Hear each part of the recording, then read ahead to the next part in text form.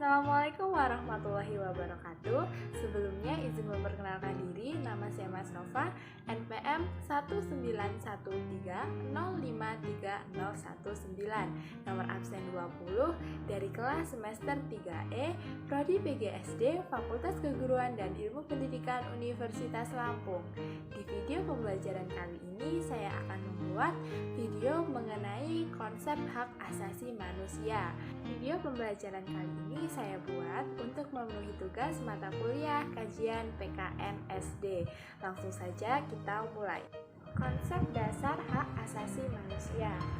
Pengertian hak asasi manusia sendiri adalah hak pokok yang dimiliki manusia sejak manusia itu dilahirkan yang tidak dapat diganggu-gugat sebagai anugerah Tuhan yang Maha Esa. Hak asasi manusia diatur dalam Undang-Undang Nomor 39 Tahun 1999.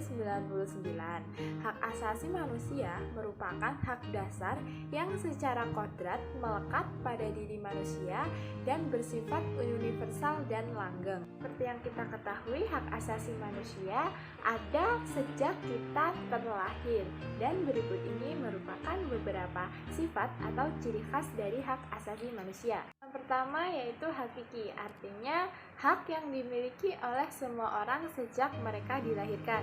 Yang kedua, universal, artinya hak asasi manusia berlaku untuk semua orang tanpa memandang perbedaan status sosial, ras, suku bangsa, agama, dan perbedaan yang lainnya. Yang ketiga, ada permanen atau tidak dapat dicabut atau diganggu-gugat. Artinya hak asasi manusia tidak dapat dihilangkan atau diserahkan kepada orang lain. Ya, dan yang terakhir ada tidak dapat dibagi. Artinya semua orang berhak mendapatkan semua hak yang sudah diatur dan ditetapkan. Kemudian ada pula konsep kewajiban asasi manusia.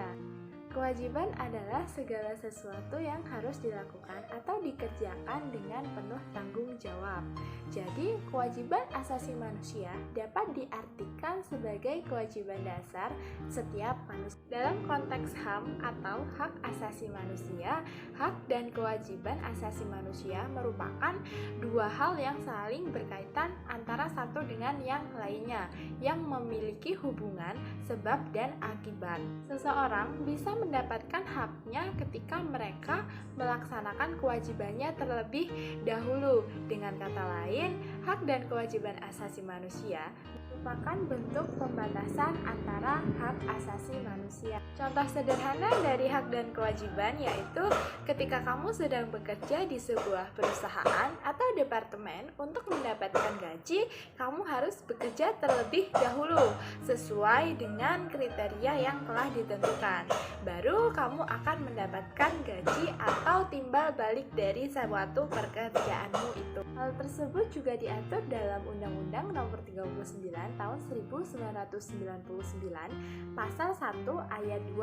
Dengan kewajiban hak asasi manusia adalah seperangkat kewajiban yang apabila tidak dilaksanakan tidak memungkinkan terlaksananya dan tegaknya hak asasi manusia. Artinya, kewajiban hak asasi manusia adalah kewajiban yang harus dijalankan oleh setiap manusia yang bertujuan untuk menegakkan HAM atau hak asasi manusia itu. Kemudian menurut PBB ada beberapa hak asasi manusia yang disepakati. Yang pertama yaitu terlahir bebas dan mendapat perlakuan yang sama. Yang kedua, hak tanpa ada diskriminasi. Yang ketiga, hak untuk hidup. Yang keempat, hak tanpa perbudakan. Yang kelima, bebas dari penyiksaan dan perlakuan yang merendahkan. Yang keenam, hak untuk pengakuan sebagai pribadi di depan hukum. Yang ketujuh, hak atas kesetaraan di depan hukum. Yang kedelapan, kebebasan dilindungi hukum. Yang kesembilan, kebebasan dari penangkapan sewenang-wenangnya. 10. Hak untuk audiensi publik. Yang ke-11, hak untuk dianggap tidak bersalah.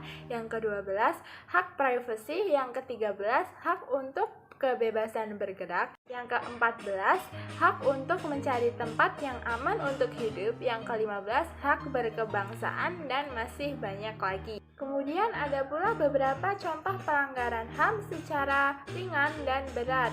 Yang pertama yaitu contoh pelanggaran HAM secara ringan. Contoh pelanggaran HAM secara ringan ini adalah pelanggaran HAM yang sifatnya ringan serta terjadi dalam kehidupan sehari-hari kita. Nah, yang pertama yaitu ada pencurian, yang kedua pencemaran nama baik, yang ketiga pengancaman, yang keempat penghinaan, yang kelima kekerasan fisik yang sifatnya ringan, dan yang keenam menghalangi orang lain untuk beraspirasi.